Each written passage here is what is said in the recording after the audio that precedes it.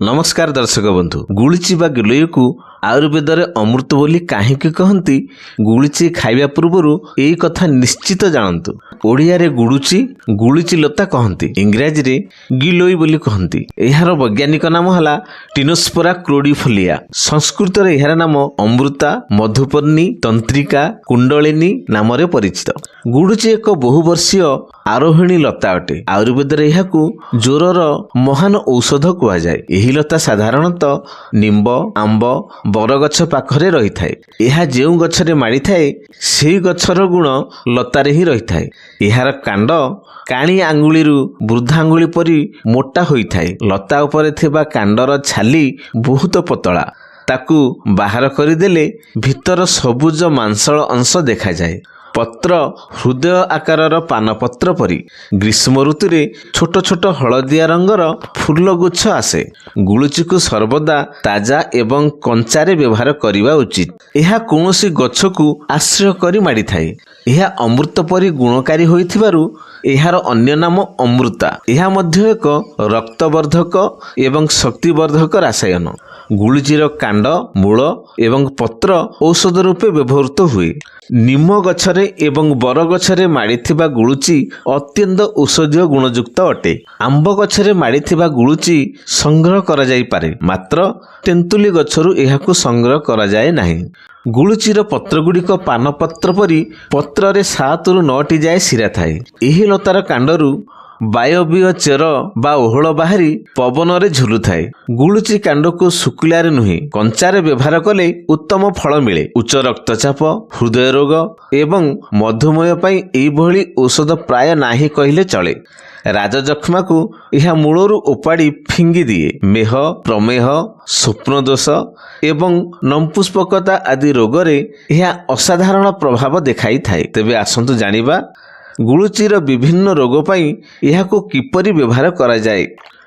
थंडा ज्वर, कफ जनित ज्वर हेउथिले गुळुची गछर 1 कप रसरे 1 चामच पिपली गुंड और 2 चामच मुहु मिसाई दिनकू थरे नियमित सेवन कले 5 दिन भितर थंडा ज्वर, कफ जनित ज्वर भल हुए।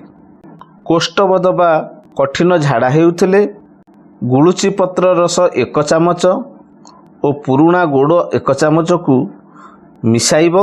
सकाळु खाली पेटरे नियमित खाइले 10 दिन भितरे कोष्ठबोध रोगरू रोगी आरोग्य लाभ करे।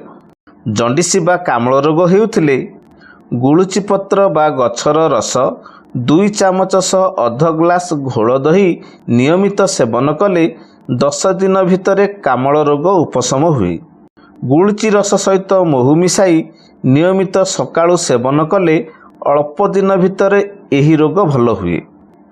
आमबात हेउथिले 2 चामच गुळुची पत्रर रसरे 1 चामच शुंठी गुंड मिसाई दिनकू थरे सेवन कले 1 मास भितरे आमबात संपूर्ण भल हुए।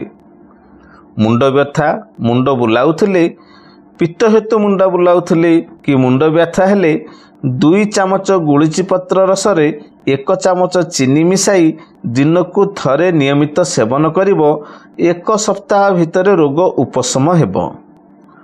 मुहरे व्रण हेउथिले चाउल धुआ पानी रे मुठाए गुळुची पत्र को बाटी नियमित मुहरे लगाइबो।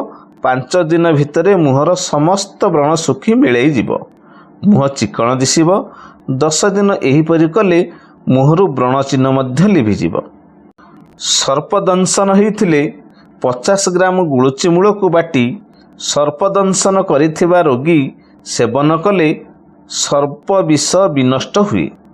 स्तन दुग्ध शोधन और दुग्ध वृद्धि पाई सम परिमाण रे गुळुची और छतियाना पत्र को सिजाई सेही सिजा पानी 1 कप सह शुंठी गुंड 1 कप मिसाई दिनकू 2 थर नियमित सेवन कले 1 सप्ताह भितरे स्तन दुग्ध शोधित हुए। शिशु पाई माँ स्तन रे अधिक क्षीर संचार हुए। शक्ति और सामर्थ्य वृद्धि पाई गुळुची पत्र और फलर शुष्क चूर्ण 1 चामच सह अर्ध चामच महु, अर्ध चामच गुआ घी और अर्ध चामच गुड़ एकाठी मिसाई नियमित सेवन कले शरीरर शक्ति और सामर्थ्य वृद्धि पाए। ସମସ୍ତ ପ୍ରକାର ଜ୍ୱର ପାଇଁ ଯେକୌଣସି ଜ୍ୱର ହୋଇଥାଉ ସମ ପରିମାଣର ଗୁଳୁଚି, ନିମଛେଲି, ଧଣିଆ ଓ ରକ୍ତଚନ୍ଦନ କାଠକୁ ଭଲ ଭାବରେ ସିଝାଇ ଏହାର କ୍ୱାଥକୁ ଅଧ କପ ମାତ୍ରାରେ ଦିନକୁ 2 ଥର ସେବନ କଲେ ଅଳ୍ପ ଦିନ ଭିତରେ ଜ୍ୱର ଭଲ ହୋଇଥାଏ। ପୁରୁଣା ଜ୍ୱର ହେଉଥିଲେ 5 ଗ୍ରାମ ଜୁଆଣି ଓ 5 ଗ୍ରାମ ଗୁଳୁଚିକୁ ରାତିରେ ପାଣିରେ ଭିଜାଇ ରଖିବ। ସକାଳକୁ ସେହି ପାଣିକୁ ଛାଣି ସେଥିରେ ଟିକେ ଲୁଣ ପକାଇ ଖାଲି ପେଟରେ ସେବନ କରିଲେ ପୁରୁଣା ଜ୍ୱର ଭଲ ହୋଇଥାଏ।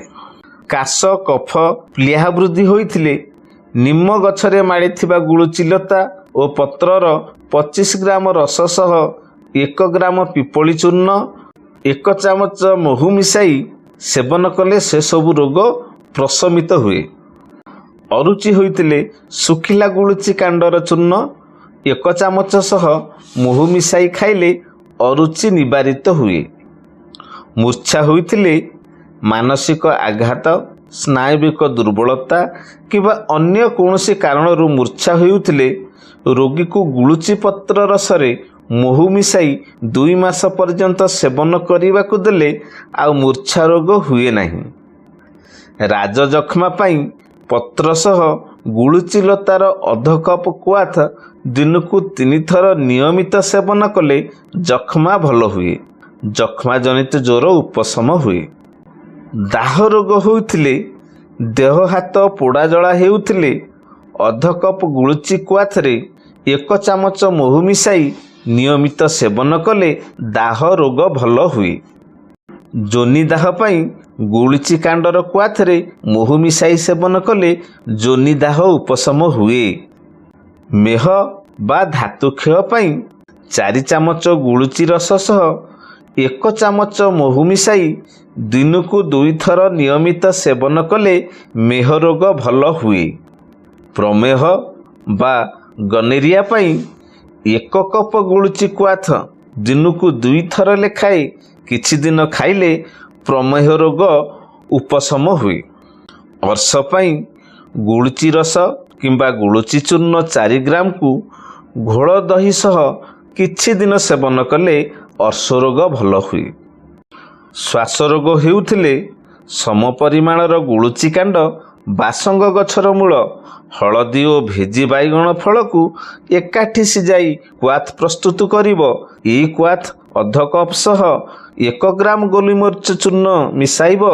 ଦିନକୁ 2 ଥର ସେବନ କରିବ। ଅଳ୍ପ ଦିନ ଭିତରେ ଶ୍ୱାସ ରୋଗ ଭଲ ହୋଇଯିବ।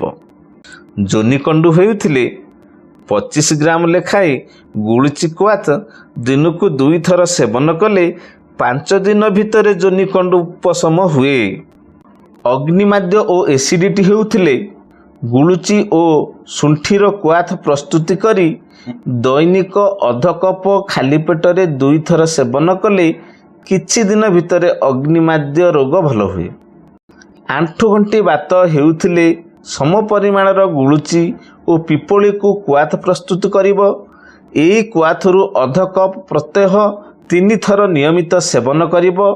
ଆଣ୍ଠୁ ଗଣ୍ଠି ବାତ ଅଳ୍ପ ଦିନ ଭିତରେ ଭଲ ହୋଇଯିବ।